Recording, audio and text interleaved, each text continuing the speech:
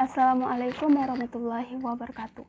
Perkenalkan, nama saya Anggun Matarena dengan NIM A1D117013. Saya dari ruang R001 semester 6. Baiklah, kali ini saya akan menjelaskan tentang rencana pelaksanaan pembelajaran atau RPP. Suatu kegiatan pembelajaran diperlukan sebuah rencana agar pembelajaran tersebut dapat berjalan dengan baik. Baiklah, di sini saya akan menjelaskan beberapa hal mengenai RPP. Yang pertama ada pengertian RPP. Rencana pelaksanaan pembelajaran atau RPP adalah rencana yang menggambarkan prosedur dan pengorganisasian pembelajaran untuk mencapai suatu kompetensi dasar yang ditetapkan dalam standar isi dan dijabarkan dalam silabus. Berdasarkan Peraturan Pemerintah Republik Indonesia Nomor 19 Tahun 2005 Pasal 20, dinyatakan bahwa perencanaan proses pembelajaran meliputi silabus dan rencana pembelajaran yang memuat sekurang-kurangnya tujuan pembelajaran, sumber pembelajaran, dan penilaian hasil belajar. Menurut Permendiknas Nomor 41 Tahun 2007, komponen RPP adalah yang pertama ada identitas mata pelajaran, yang kedua standar kompetensi, yang ketiga ada kompetensi dasar, yang keempat ada indikator. Selanjutnya ada pencapaian kompetensi, tujuan pembelajaran, materi ajar, alokasi waktu, metode pembelajaran, kegiatan pembelajaran, penilaian hasil belajar, dan sumber belajar. Tujuan dan fungsi RPP. Tujuan rencana pelaksanaan pembelajaran atau RPP adalah yang pertama yaitu mempermudah, memperlancar, dan meningkatkan hasil proses belajar mengajar. Yang kedua, dengan menyusun rencana pembelajaran secara profesional, sistematis, dan berdaya guna, maka guru akan mampu melihat, mengamati, menganalisis, dan memprediksi program pembelajaran sebagai kerangka kerja yang logis dan terencana. Fungsi rencana pembelajaran atau RPP adalah sebagai acuan bagi guru untuk melaksanakan kegiatan belajar mengajar agar lebih terarah dan berjalan secara efektif dan efisien.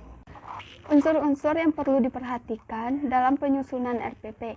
Yang pertama ada mengacu pada kompetensi dan kemampuan dasar yang harus dikuasai siswa, serta materi dan submateri pembelajaran, pengalaman belajar yang telah dikembangkan di dalam silabus.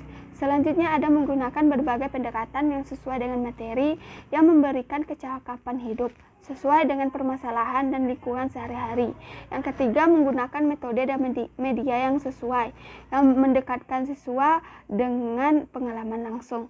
Yang terakhir ada penilaian dengan sistem pengujian menyeluruh dan berkelanjutan didasarkan pada sistem pengujian yang dikembangkan selaras dengan pengembangan silabus. Selanjutnya ada langkah-langkah penyusunan RPP. Menurut Permendiknas Nomor 41 Tahun 2007, langkah-langkah penyusunan RPP adalah sebagai berikut. Yang pertama ada menuliskan identitas mata pelajaran yang meliputi sekolah, mata pelajaran, tema, kelas, semester, alokasi waktu. Yang kedua ada menuliskan standar kompetensi.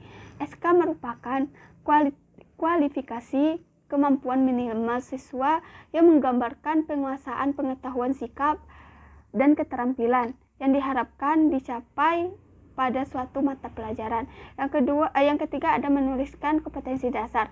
KD adalah sejumlah kemampuan yang harus dikuasai peserta didik dalam mata pelajaran tertentu, sebagaimana rujukan penyusunan indikator kompetensi. Selanjutnya ada menuliskan indikator pencapaian kompetensi. Indikator kompetensi adalah perilaku yang dapat diukur dan diobservasi untuk menunjukkan ketercapaian kompetensi dasar tertentu yang menjadi acuan penilaian mata pelajaran.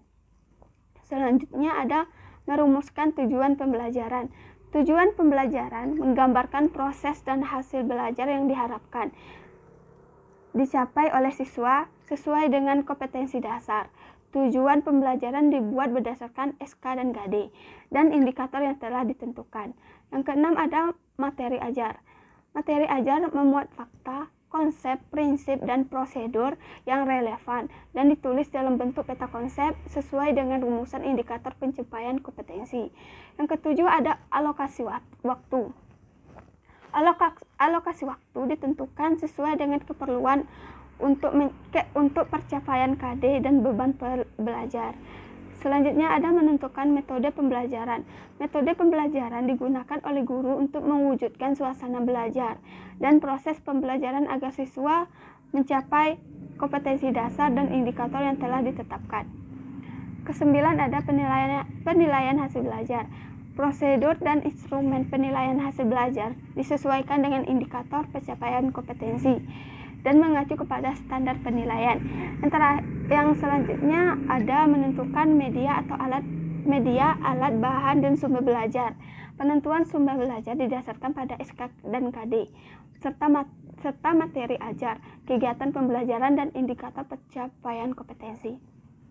Selanjutnya ada merumuskan kegiatan pembelajaran. Merumuskan kegiatan pembelajaran terdapat beberapa langkah. Yang pertama ada pendahuluan, yaitu pendahuluan merupakan kegiatan awal dalam suatu pertemuan pembelajaran yang ditujukan untuk membangkitkan motivasi dan memfokuskan perhatian peserta didik untuk berpartisipasi aktif dalam proses pembelajaran. Yang kedua ada inti. Kegiatan inti merupakan proses pembelajaran untuk mencapai KD.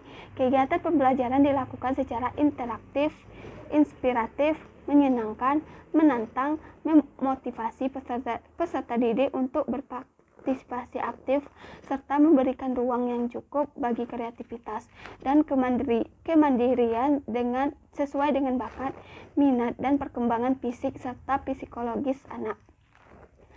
Kegiatan ini dilakukan secara sistematis dan sistematik melalui proses eksplorasi, elaborasi, dan konfirmasi.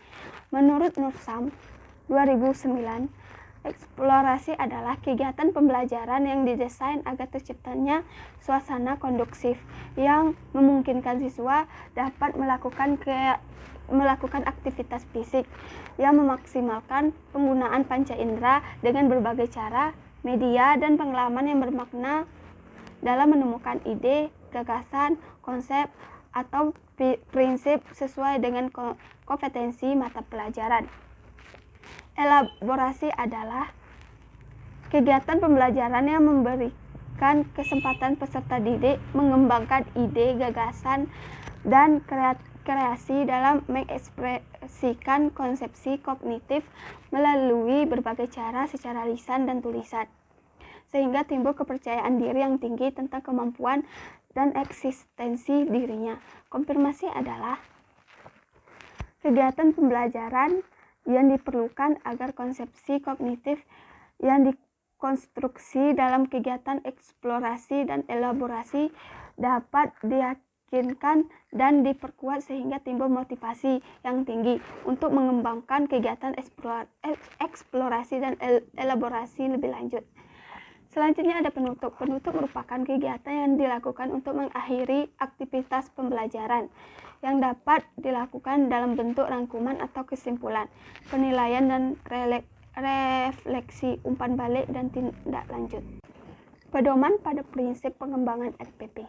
Menurut Triarto 2010, secara umum dalam pengembangan RPP harus berpedoman pada prinsip pengembangan RPP, yaitu sebagai berikut. Yang pertama ada kompetensi yang direncanakan dalam RPP harus jelas, konkret, dan mudah dipahami. Yang kedua ada RPP harus sederhana dan fleksibel.